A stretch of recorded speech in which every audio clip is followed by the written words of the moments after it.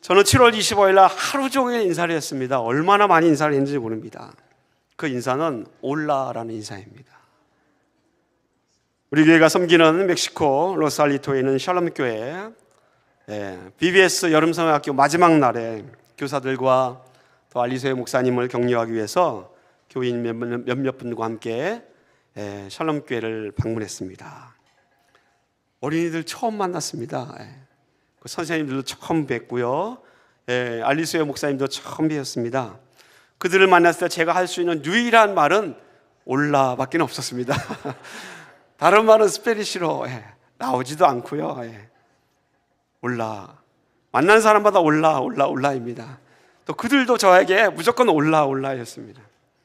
그런데 여러분, 그 올라라는 인사를 했을 때에 그 한마디로 그 얼굴에 미소가 지어지더라고요. 인사는 그런 것입니다. 마음이 담겨있는 인사는 하는 사람도 그렇고 받는 사람도 그렇고 마음이 즐거워집니다. 우리 교회에서 창립 때부터 지난 15년 동안 섬겼던 선교지가 멕시코 로살리토 샬롬 교회입니다. 근데 우리 영어부 헨리 전사님은 1996년부터 대학 때부터 여기를 가셨더라고요. 그래서 지금까지 그 샬롬 교회를 섬기고 있습니다.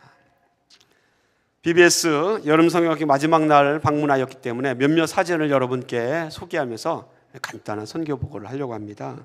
첫 번째 사진입니다.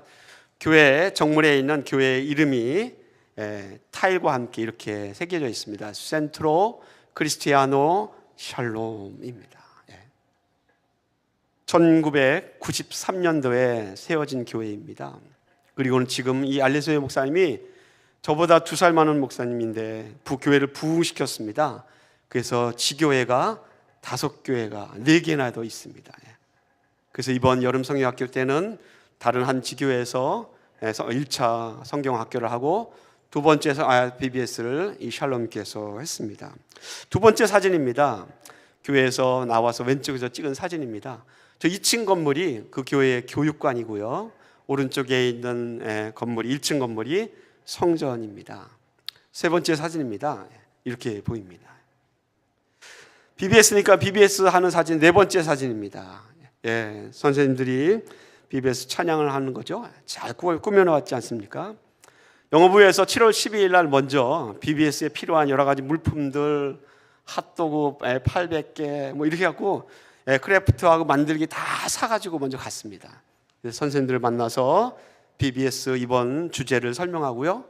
그리고 크래프트 만들기도 설명하고 그리고 함께 이런 주제로 해야 됩니다. 가르치고 돌아왔습니다.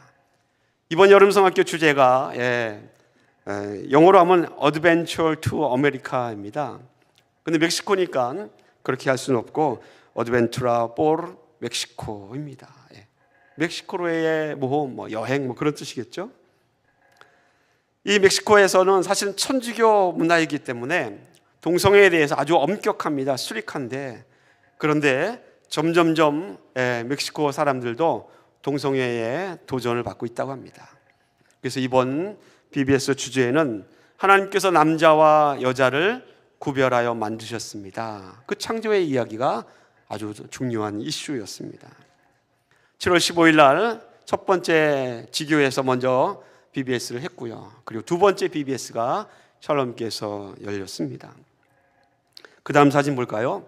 사진에 보면 저 앞에 아이들이 지금 설교를 듣고 있습니다. 맨 앞에 마이크를 들고 하시는 여자분이 이번 총 디렉터입니다. 사실 이분은 미국 시민권자입니다. 근데 미국에 거하시면서 일이 있을 때마다 샬롬교회 방문하여서 예배를 드리고 섬겨주시고 아이들을 가르치신 아주 귀한 분이십니다. 그 다음 사진 볼까요? 선생님들이 찬양 인도하죠. 그 다음 사진 볼까요? 예배를 마치고 나서 아이들이 이제 흩어지기 직전의 사진입니다. 첫 번째 교회에서 학생들이 한 150명 정도 왔고요. 그 두 번째 교회 한 초등학생만 한 130명 참석했습니다. 그리고 몇몇의 중고등부 학생들이 있었습니다. 8번째 사진입니다. 예배 후에 각 반별로 돌아가면서 스테이지를 운영합니다. 어떤 코너에서는 가면 성경 공부를 배우고 어떤 코너에서는 게임을 합니다. 그래서 게임을 하면 티켓을 받고요. 그리고 그 받은 티켓으로 어떤 코너에서는 자기가 사고 싶은 학용품이나 장난감들을 사는 코너가 있습니다. 네. 그 다음 사진 볼까요? 네. 아이들이 이렇게 어떤 교회 성도님이 한 분이 점핑 플레이그라운드를 도네이션 해갖고요. 아이들이 정말로 신나게 아까 황소도 타고 점핑도 하고 예배 그 스테이지에서 놀게 됩니다. 그 다음 사진 보겠습니다. 여기에서 이제 자기들이 받은 티켓 갖고 물건을 막 삽니다. 그 다음 사진 볼까요? 한 권사님이 도네이션 해주셔서 백팩을 남자용 여자용 따로 구분해서 그들에게 선물로 주었습니다. 사실 저희가 가기 전에 한 80명 정도 온다라고 이렇게 듣고 100개를 주면는데 한 130명 와갖고 저학년 아이들은 받지를 못했습니다. 그래서 저학년들은 할 수 없이 주지를 못했습니다. 그 다음 사진 보겠습니다. 우리 가운데에 계신 분이 우리 알리세오 목사님이십니다. 이 살림교회에서 세운 지교회가 있는데 그 중에 건축한 지교회가 거리에서 한 20분 거리에 있습니다. 그 다음 사진에 보면 그 교회 앞에 가서 찍은 사진입니다. 이 교회 이름이 아구아 마리아나 교회입니다. 우리말로 번역하면 마리아나 생숙교회입니다. 이 교회에서 사진을 찍고 그 안에 모습이 이렇습니다.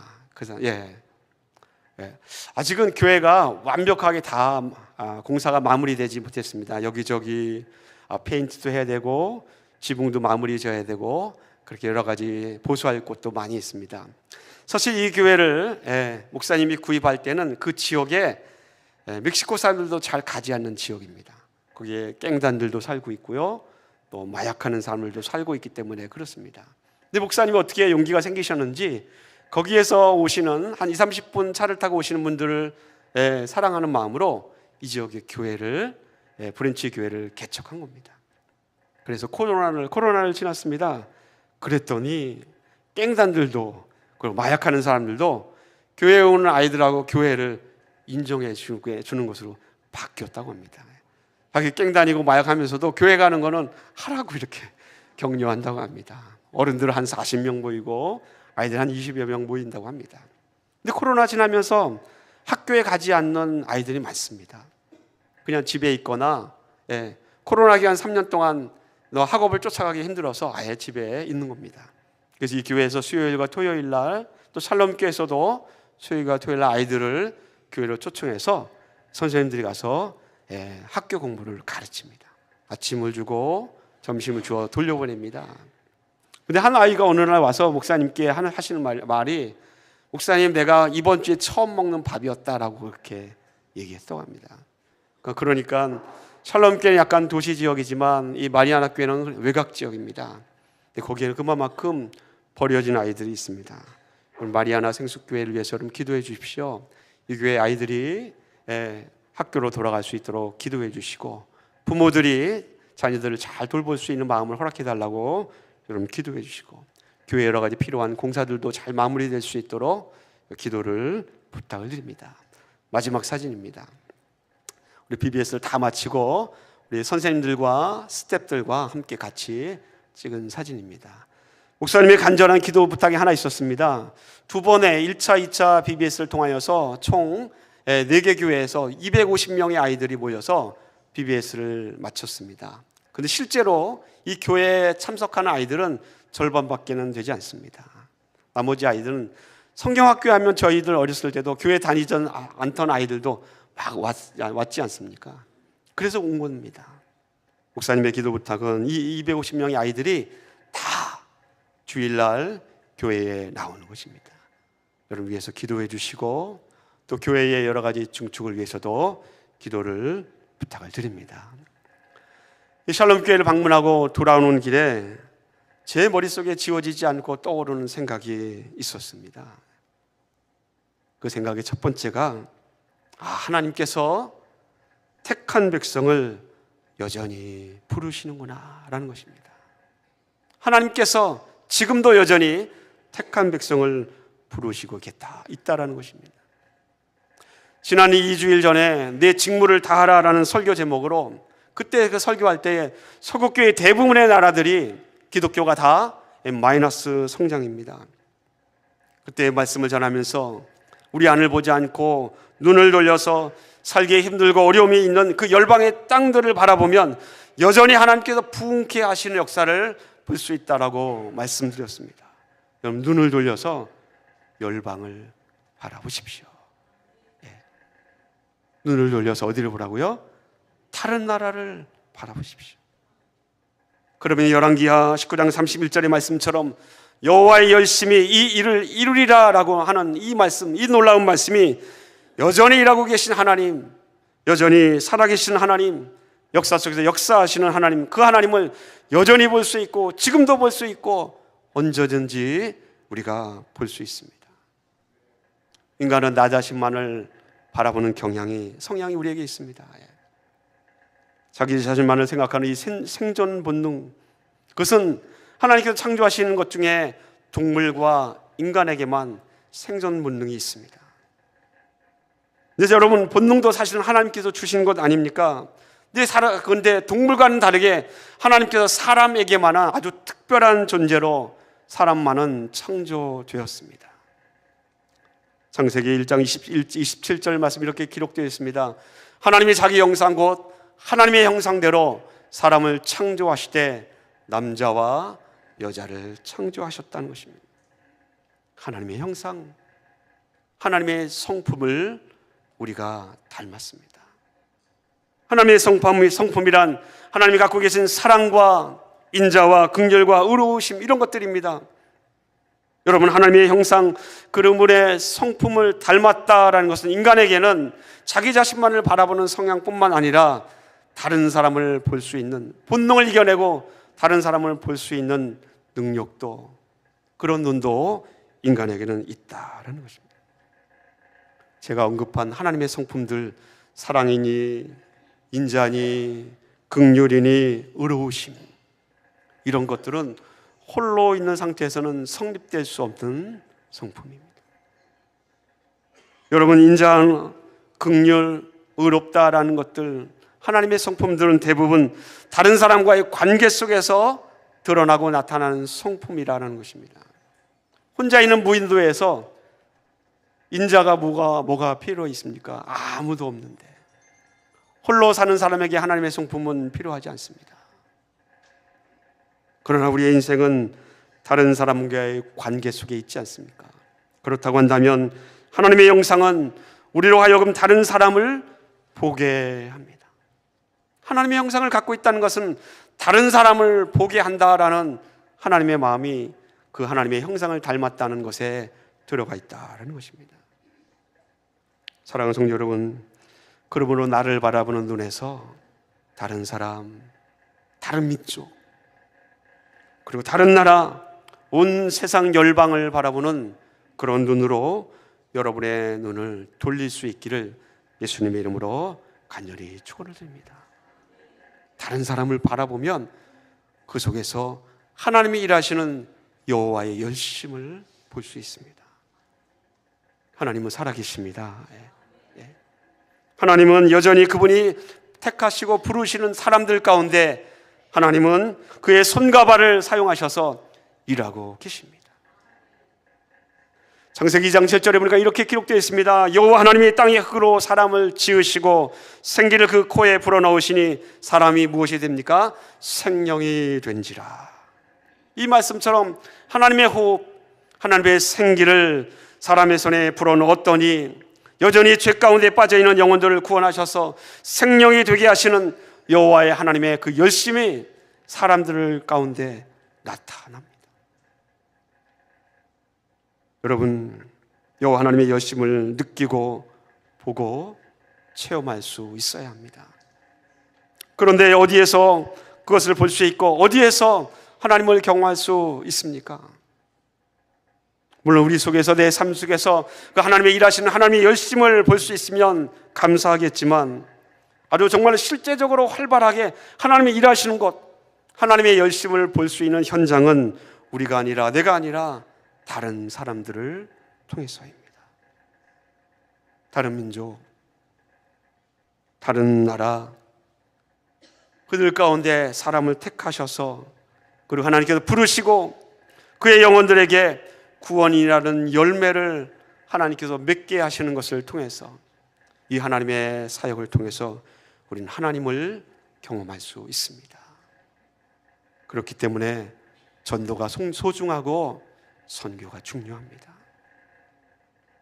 하나님을 위해서만이 아니라 전도와 선교는 여전히 살아계셔서 역사하시는 그 하나님을 우리가 경험할 수 있도록, 체험할 수 있도록 해주는 것이 바로 전도와 선교이기 때문에 그렇습니다. 그러므로 여러분, 전도와 선교 그리고 영혼을 구원한다는 이 구령의 열정은 다른 사람이기 전에 여러분 자신을 위해서 소중합니다. 믿습니까? 이것은 그리스도인의 의무이기 전에 내가 살기 위해서 하나님께서 내게 심어 놓으신 나의 영이 살기 위한 생존을 위한 영적 본능이 전도와 선교입니다. 여러분, 본능을 잃어버리면 사람은 어떻게 됩니까? 죽습니다. 본능을 잃어버리면 먹고 싶은 생각이 들지 않습니다. 사람은 죽을 수밖에 없습니다. 마찬가지로 그리스도인에게 있어서 다른 사람을 바라보는 이 영혼에 대한 구령의 열정은 영적인 본능입니다. 이 본능을 잃어버리면 그리스도인은 침체되고 그리고 병든 것과 같이 되고 마치 죽은 상태와 같이 되어버립니다. 그러므로 여러분, 영적인 본능, 다른 사람, 다른 영혼을 바라볼 수 있는 그 본능을 깨울 수 있기를 예수님의 이름으로 축원을 드립니다. 오늘 설교 후에 부른 찬양의 찬송가 제목이 눈을 들어 하늘 보라입니다. 여러분 잘 아시는 찬양인데 가사를 여러분 잘 아시지 않습니까? 눈을 들어 하늘 보라. 어지러운 세상 중에 곳곳마다 탄식 소리 들려온다. 빛을 잃은 많은 사람, 길을 잃고 헤매이는데 우리에게 묻습니다. 믿는 자여 어찌할꼬. 눈을 들어 하늘 보라. 살아계신 주 하나님, 약한 자를 부르시오.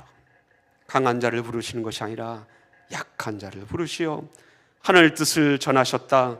주님 너를 부르신다. 믿는 자여 어찌할꼬.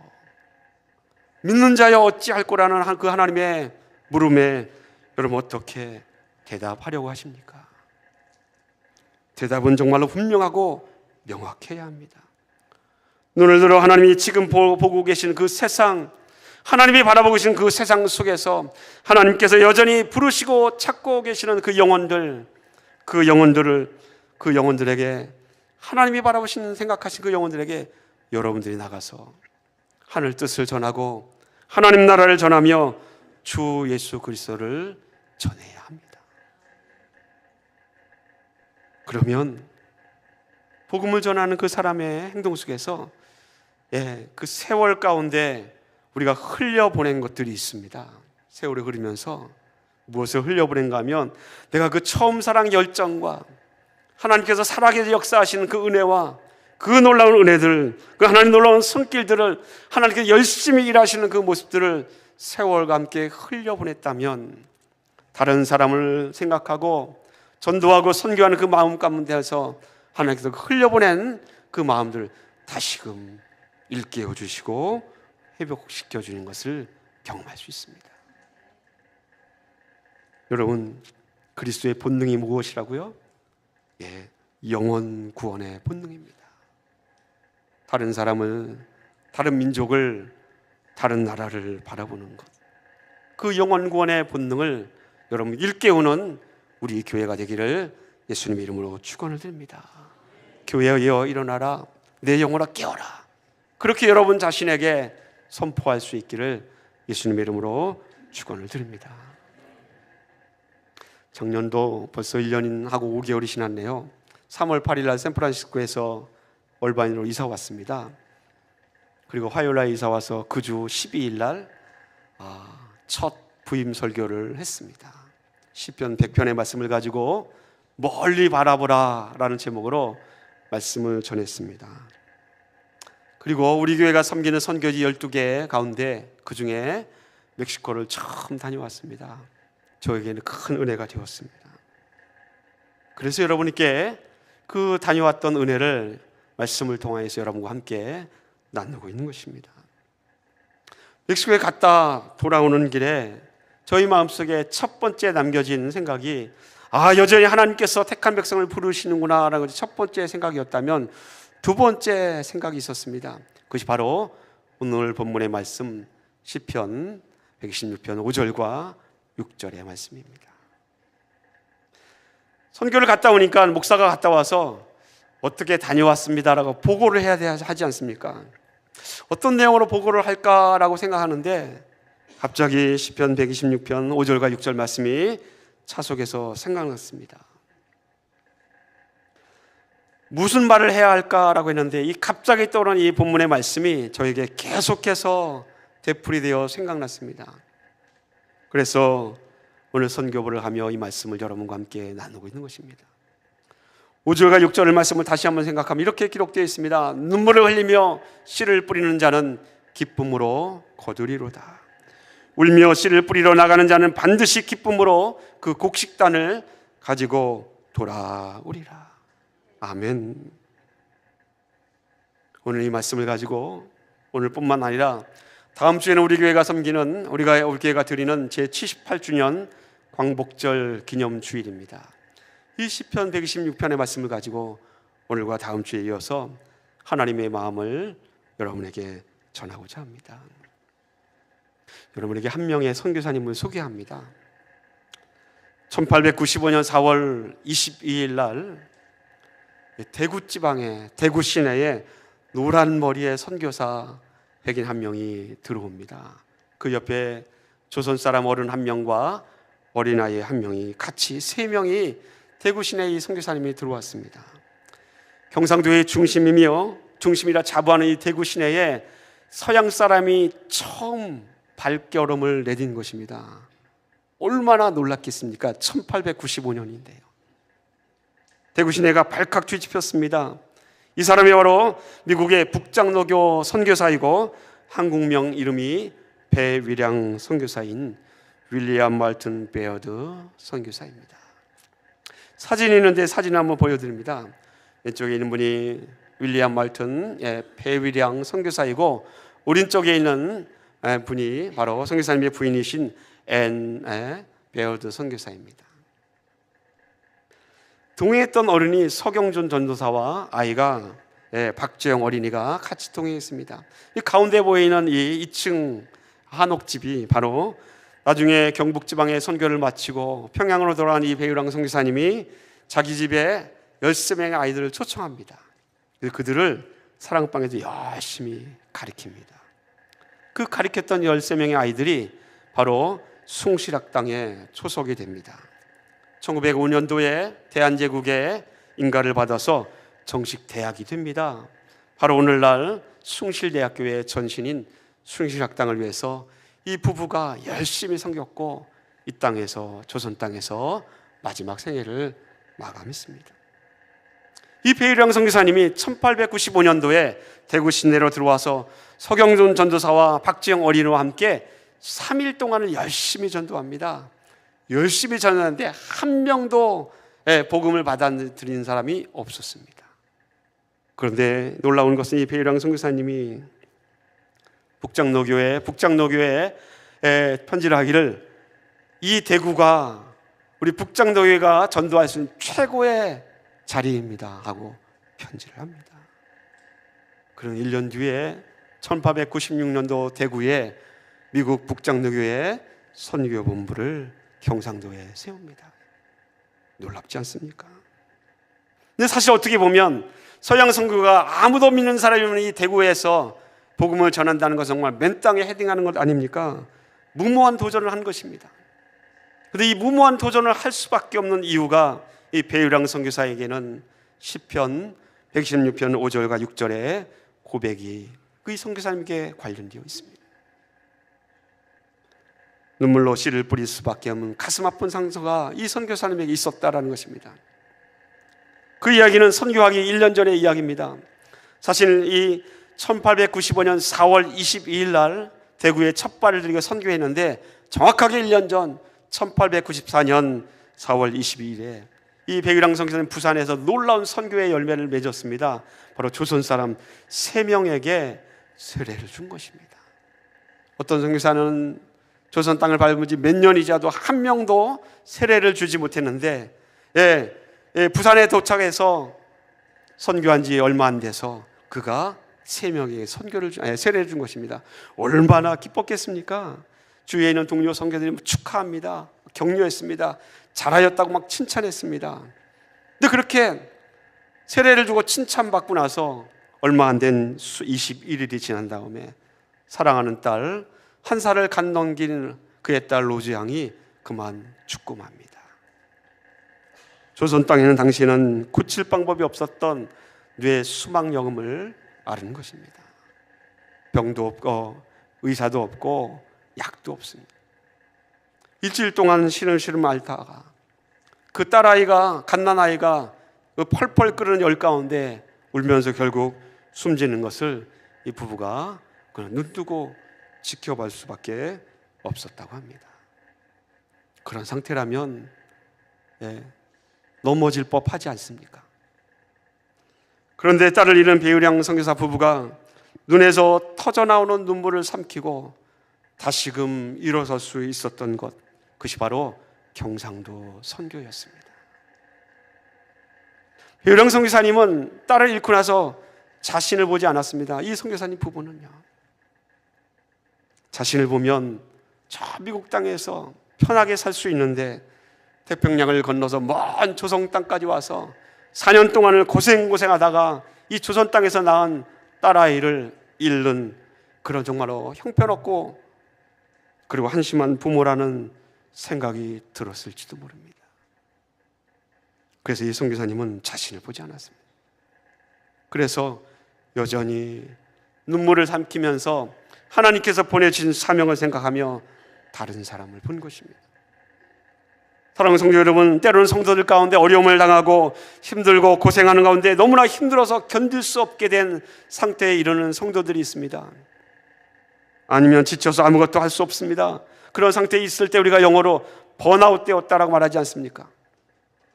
그런데 완전히 에너지가 다 타버려서 다시는 더 이상 태울 수 있는 에너지가 없는 이 번아웃된 상태, 그럴 땐 당연히 쉬어야 됩니다. 그러나 아무리 육체가 쉬었다 할지라도 그 영혼까지, 그 마음까지 회복되려면 한참에 얼마만큼의 시간이 걸릴지 아무도 모릅니다. 그런데 배일영 선교사님은 다른 사람을 보았을 때에 그의 마음이 다시 일어설 수 있는 용기가 생겼습니다.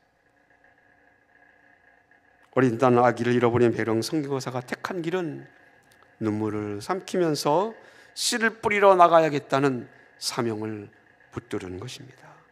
어쩌면 너무 힘들기 때문에 이를 택했는지도 모릅니다. 하나님께서 우리에게 사명을 주신다, 하나님께서 우리에게 일을 맡기신다라는 것은 나를 바라보라라는 것이 아니라 그 하나님의 의도 가운데는 다른 사람을 좀 보라, 다른 사람을 좀 보라라는 의도가 담겨 있습니다. 왜 우리가 봉사하고, 왜 우리가 섬기고, 왜 우리가 와서 주의 전에 와서 무언가를 합니까? 거기는 다른 사람과의 관계가 다 있습니다. 다른 사람을 좀 보라고 우리에게 사명을 주십니다. 그러면 우리가 우리 안에서의 우리를 보았다면 이제는 더 넓혀서 다른 사람, 다른 민족, 다른 나라를 볼 수 있어야 하지 않습니까? 여러분, 다른 사람을 생각하기 전에 나 자신을 생각하는, 물론 중요합니다. 그러나 이상하게도 나만을 생각하면 그러나 점점 다른 사람을 보기가 더 어려워집니다. 사람의 본능 가운데는 나만을 생각하는 그러한 이기심과 나만을 생각하는 그런 욕망과 탐심이 사람의 인간의 마음속에 누구나 다 있습니다. 그러므로 자기를 먼저 생각하면 다른 사람을 보기는 더 힘들어집니다. 그러나 놀랍게도 반대로 다른 사람을 보면 신기하고 놀랍게도 하나님께서 나를 기억하셔서 나를 회복시켜 주시고 내게 힘을 주시며 다시 일어설 수 있도록 하나님께서 역사해 주십니다. 있습니까? 다른 사람을 보면 놀랍게도 나를 일으켜 주십니다.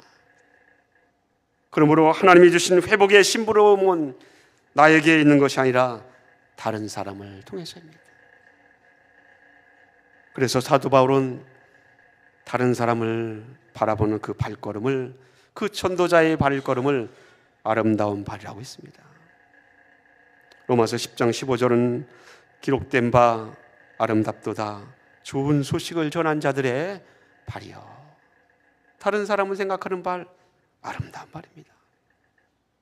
마태복음 10장에서 12제자를 택하시고 그 제자를 전도의 현장을 보내신 예수님께서 마지막 결론에 하신 말씀이 42절 말씀입니다. 누구든지 제자의 이름으로 이 작은 자 중 하나에게 냉수 한 그릇이라도 주는 자는 내가 진실로 너에게 이르노니 그 사람이 결단코 상을 잃지 아니하리라. 여러분, 다른 사람을 보는 자 하나님이 결코 잊지 않겠다라고 말씀하셨습니다. 내가 죽게 되었는데, 아버지 하나님, 내가 죽게 되었습니다. 나도 힘들고 나도 힘든데 어떻게 눈을 들어서 나보다 힘든 사람, 다른 민족을 볼 수 있겠습니까? 그렇게 물을 수 있습니다. 근데 하나님의 말씀 성경은 다른 사람을 보는 그런 자들을 하나님께서 기억하신다라고 말씀하셨습니다. 하나님이 나를 기억하신다면 문제는 해결된 것 아닙니까? 하나님 나를 기억하신다면 나의 문제는 저절로 회복됩니다. 믿습니까? 여러분, 열왕기상 19장에 보면 엘리야가 번아웃되어서 그가 죽기를 자처합니다. 그때 어떻게 합니까? 하나님께서 그를 일으켜 세우십니다. 먹이시고 쉼을 주시고 주의 전사를 보내어서 숯불에 구운 떡과 물을 주시며 엘리야를 다시 일으켜 세웁니다. 다시 일으켜 세우셔서 하나님이 어떻게 하십니까? 그가 번아웃된 그 현장으로 엘리야를 다시 보냅니다. 선지자로 다시 보냅니다. 엘리야라, 다시 일어나라. 그리고는 엘리야에게, nim시 아들 예후에게 기름을 부어 왕으로 세우고 사바야스의 아들 엘리사에게 기름을 부어 너의 제자로 삼으라라고 사명을 주십니다. 일을 맡기십니다. 그렇게 본다면 하나님께서 역사하신 그 회복은 자기 자신을 바라보는 것이 아니라 다른 사람을 바라보게 하는 그 사명을 주심으로 하나님께서는 인간의 마음속에 회복을 완성하심을 우리가 볼 수 있습니다. 여러분, 배유랑 선교사, 이 땅에서 복음을 전하고 청년의 때 복음을 전하여서 이 땅에서 죽은 그 선교사님, 딸을 잃은 슬픔을 그 눈물로 씨를 뿌려서 많은 젊은이들을 키워내고 선교사역을 감당하였습니다. 그 당시에 배유랑 선교사님의 마음을 헤아려 본다면 그분은 눈물로 씨를 뿌리는 것이 무슨 뜻인지 분명히 아셨을 것이라 생각이 됩니다. 씨를 뿌리는 자의 마음, 이 설교 제목 앞에 단어 하나를 둘 수 있습니다. 그 단어가 바로 눈물이라는 단어입니다.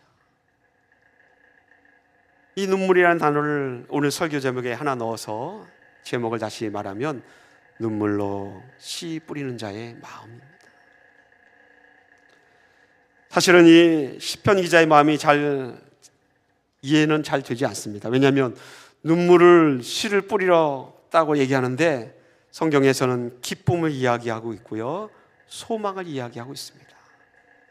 눈물을 흘린다고 하는데 기쁨을 얘기하고 소망을 얘기한다면 이게 언밸런스 아닙니까? 잘 이해가 되지 않습니다. 하지만 시편 126편의 이 말씀을 통하여서 여러분께 눈물로 씨를 뿌린 자의 마음을 오늘 전하였고 다음 주에 또 이어서 전하려고 합니다. 여러분, 나 자신을 보는 것도 중요하지만 다른 사람, 다른 민족, 열방에 있는 그 영혼들을 바라보는 것도 중요합니다. 가난이 있고 배고픔이 있고 전쟁이 있고 고난이 있고 어려움이 있고 도저히 소망이 없어 보이는 그 땅, 그 나라, 그 민족들 얼마나 딱딱하게 얼어붙었는지 한 포기의 풀조차 맺히지 않을 것 같은 그런 땅에 살고 있는 그 영혼들을 여러분 바라보십시오. 그러면 그 영혼을 바라보는 그 마음 가운데 여전히 일하시는 하나님의 열심을 우리가 볼 수 있습니다. 사랑하는 성도 여러분, 하나님께서 우리에게 사명을 주셨습니다. 그 사명 가운데 하나는 다른 사람을 보는 것입니다. 다른 민족을 보는 것이고 다른 영혼들을 보는 것입니다. 그 마음을 여러분들이 10분 헤아려 깨닫기를 간절히 소원합니다. 10분은 자의 마음이 어떤 것인지 한마디도 여러분께 말씀드리지 않았습니다. 설교는 그냥 듣고 그냥 돌아가는 것이 아니라 설교를 들었으면 반드시 뭔가 여러분의 행동으로 나타나야 합니다. 10분인 자의 마음이 어떤 마음인지 여러분 돌아가셔서 한 주간 기도하면서 경건하게 생각하시고 묵상하십시오. 그리고 하나님께서 우리에게 말씀하시는 눈물로 씨를 뿌린다는 것이 무엇인지를 깊이 깨달아서 하나님이 여러분에게 깨닫게 해주시는 그 일들을 행할 수 있기를 예수님의 이름으로 간절히 축원을 드립니다. 기도하겠습니다.